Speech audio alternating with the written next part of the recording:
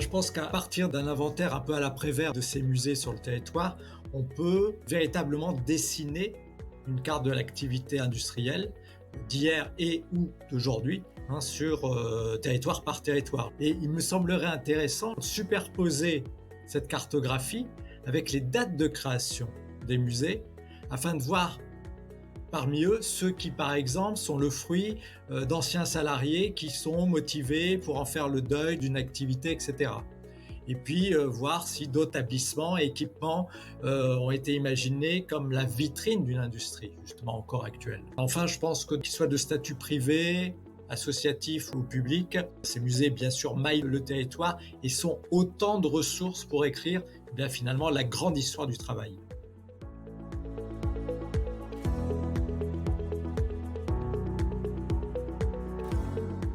Alors, rôle, bien sûr, et je parlerai encore plus peut-être de mission, celle de réconcilier, c'est peut-être un peu fort, mais réconcilier science et société.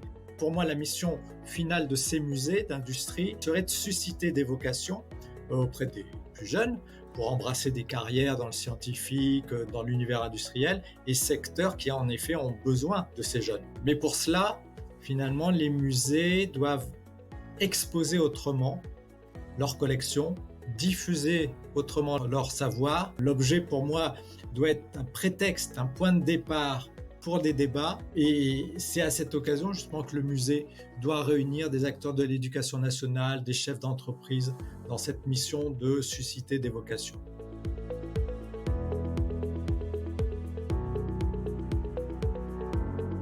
Les équipes des musées doivent prendre conscience qu'ils ont entre les mains un outil permettant de mieux comprendre ces enjeux sociétaux, environnementaux.